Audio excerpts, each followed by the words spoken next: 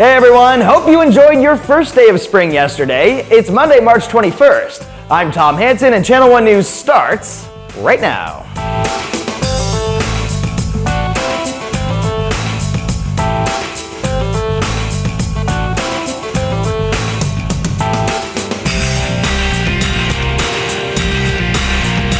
Let's jump right into what's making news out there, and first up, President Obama is on a historic trip to Cuba. He's the first sitting U.S. president to visit the island nation in nearly 90 years. During his two-day trip, he is set to meet with the Cuban president and is expected to press for more changes.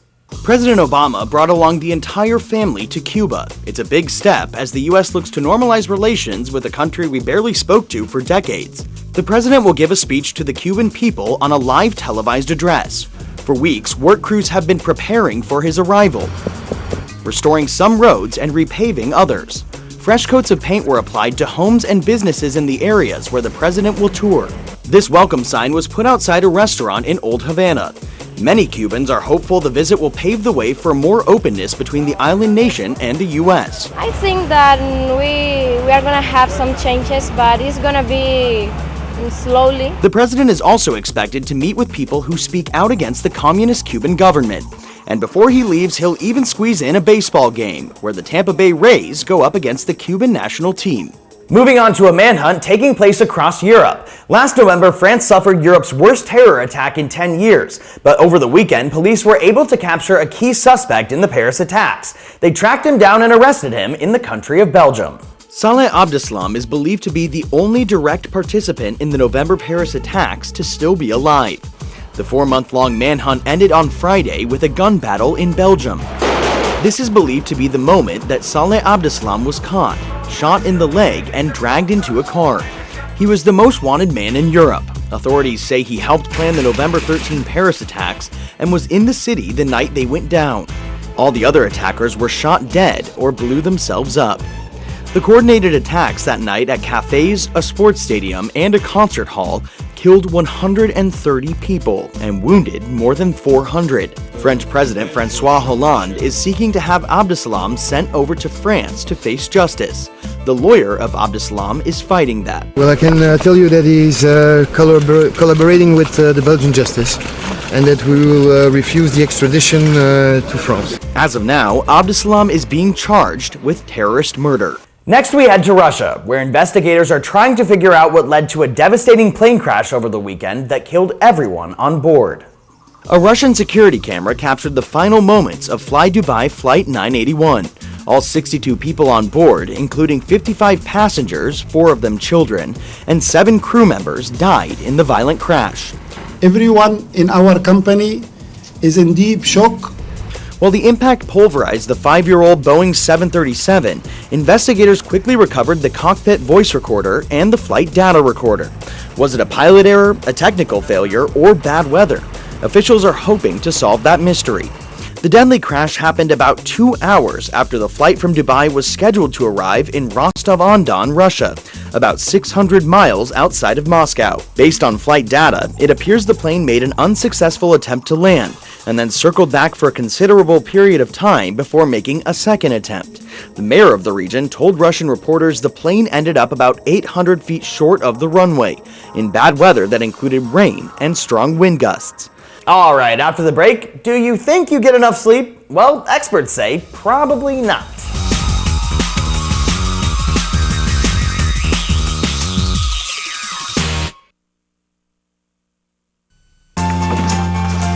Teaching a kid football is one thing. Keeping a kid in school, that's the name of my game. My name is LaDainian Thomason. I don't just wear the shirt, I live it. Hey, it's Ava and this is Tess from Do Your Selfie, where we recreate the hottest looks from today's biggest music videos. After cleaning out our closet, we have a lot of clothes we don't wear anymore. Like this old pile of t-shirts. It's not garbage, it's actually a new rug. And to make it, all you need to do is cut, tie, and glue. Cut the t-shirt into strips. Tie the strips into knots. And glue the knots to the bath mat. I love it. Give your garbage another life. And recycle. This is how you say, it's going to be okay, to someone who just lost everything. Every 8 minutes, the Red Cross responds to a disaster and makes this promise.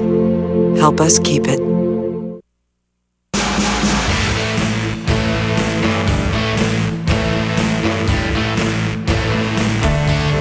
All right, Ariel's here with a story I know we can all relate to. Definitely. Now, picture this. You're sitting in class looking at the board and you can't keep your eyes open. Well, the lack of sleep is real. And now scientists are looking at how that affects your day. The ones on your head are going to show me your brain waves so we can determine what... 17-year-old Nora Siegler is getting wired up before she hits the sack. So scientists can study the importance of getting enough shut-eye. The biggest workout your heart gets every night is dreaming. At Stanford University's Center for Sleep Sciences, these high school students are getting a crash course on why bedtime is the most important part of their day. People talk about how exhausted they are, how late they went to bed. Doctors say teenagers need 8 to 10 hours of sleep each night. But according to the National Sleep Foundation, 87% of high school students don't get that much, and that impairs their judgment and concentration and can cause anxiety, depression, and even thoughts of suicide. The American Academy of Pediatrics calls the problem of tired teens an epidemic. If we had told you that teenagers did not get enough food, we'd have telethons, it'd be national news, it'd be covered in the presidential campaign. Dr. Rafael Palaio is a clinical professor at Stanford and a sleep researcher. How many of you wake up tired? There's a required amount of sleep needed every day. Just because you can function on as little as 5 hours doesn't mean you should. Just because you can get by does not mean you're at your best. You could put low-octane gas into your sports car. The car still functions, but it's not performing at its full potential. Research has found that when teens become teenagers, their circadian rhythm, or internal biological clock, shifts to a later time, which makes them more likely to fall asleep about 2 hours later than they used to. We make sure all cell phones are off. But waking up early to get to school on time cuts off their deepest and most productive hours of sleep. How many of you have skipped sleep to do homework? Some schools are now starting their classes later to go along with the new biological shift. That's because research says sleeping in helps boost students' academic performance and mood.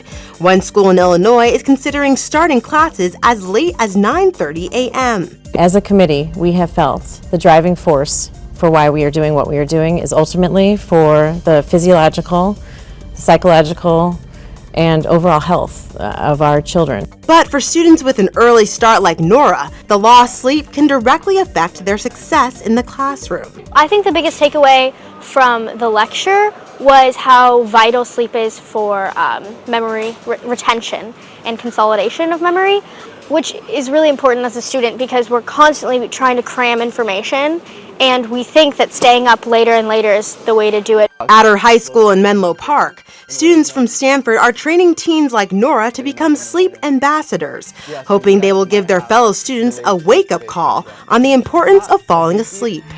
Ariel Hickson, Channel 1 News. So, do you get enough sleep? I bet not, but you can find out by taking our quiz over at channel1.com. All right, after the break, do you ever struggle with what to wear in a job interview? Well, one school in Oklahoma is taking care of that problem for its students. We'll explain.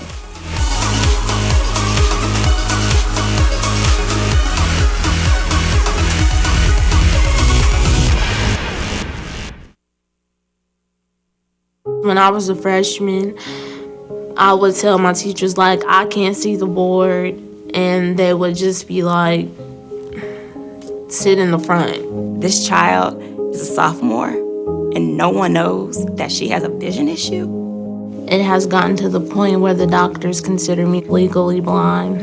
This is about how close it has to be for me to see. She has had some struggles academically because of this.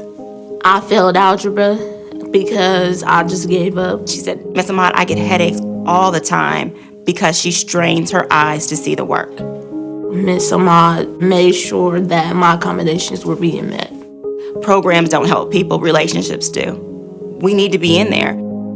If it wasn't for communities and schools, I would probably be failing most of my classes because it's a struggle. Help us change the picture for more than 1.3 million kids every year at communitiesandschools.org.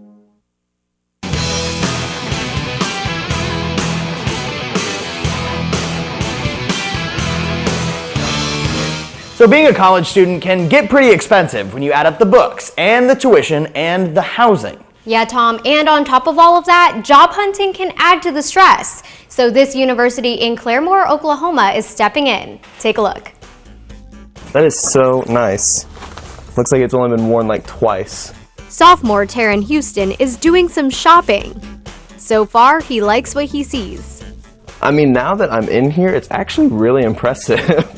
Taryn needs to suit up for some job interviews, so he stopped by Rogers State University's new career closet. I am trying to look for a new job this summer, you know, possibly an internship, and I mean, I only have one suit and I don't want to wear that same suit over and over again, and I don't even know if my pants still fit. According to a report by College Board, college tuition, fees, and housing at a public state university costs over $19,000 a year.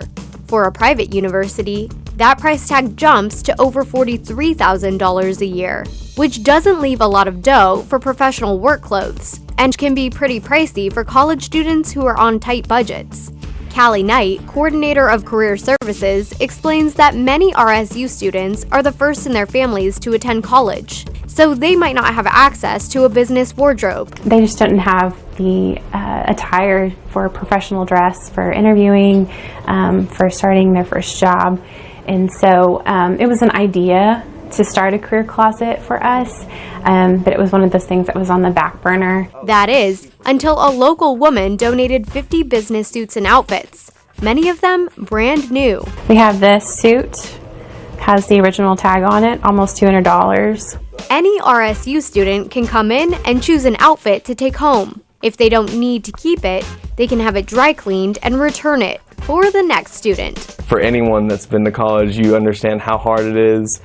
And I mean, it's just, it takes something that's stressful off your shoulders, you know? Asia Celestino, Channel 1 News. Very cool. All right, well that buttons up our show. We're all out of time, but we'll see you right back here tomorrow.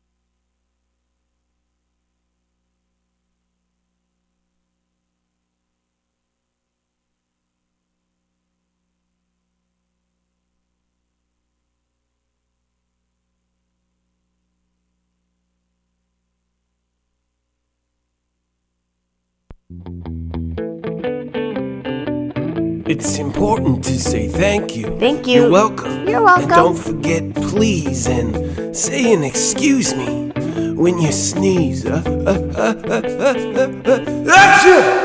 Excuse me. It's important to say thank you. Thank you. You're welcome. You're welcome. And don't forget please and say an excuse me when you bump into someone. Excuse me. Or you sneeze. Excuse me. It's important to say thank you. Thank you. You're welcome. You're welcome. And don't forget please and say an excuse me when you really need to say something. Excuse or me. when you sneeze. Excuse me. Good morning, Shafer Sharks. I'm Emma, along with Jada, Nyona, and Shannon. It's Monday, March 21st, Day A. Today is National Common Courtesy Day. This is a day to display respectful and courteous actions. Remember to say please and thank you today and every day. Hold open the door for someone. Pick up trash in the hallway. Help someone with his or her locker or books. Try it out. Not only will the person appreciate it, but you'll also feel good about it. And now, would you please rise for the pledge to the flag? I pledge allegiance to the flag of the United States of America and to the republic.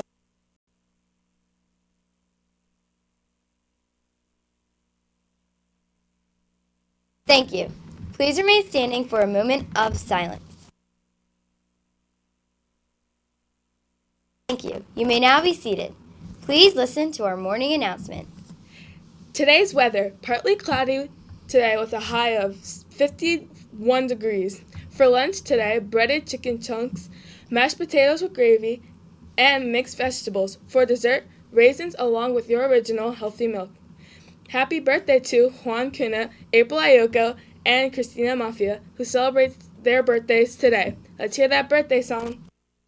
Happy birthday to you. Happy birthday to you. Blow your candles out and make your wishes come true. Happy birthday to you. Happy birthday to you. The library is closed today. I repeat, the library is closed today. Today's Shark announcements. Here's Nyona. In Broad Street news, we will still have practice on Tuesday at Shafer, but we will not meet as a group on our break. Instead, you are required to do 2 longer runs on your own time. Longer runs mean 6 or 7 miles.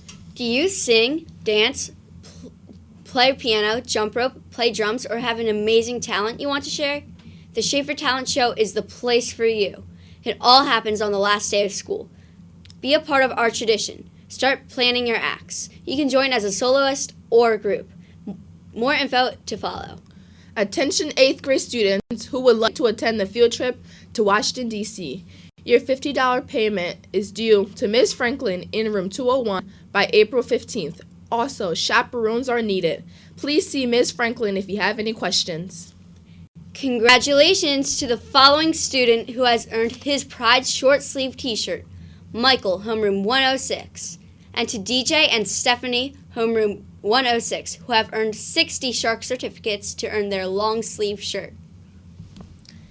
And last but definitely not least, Zakaya, who has earned 90 to earn her Shafer Shark sweatshirt. Congratulations. Please stop by the Sunny Side Up studio to claim your well-deserved Shafer Sharkware. That concludes the show for today. Make this day a good one. Keep it classy, stay beautiful.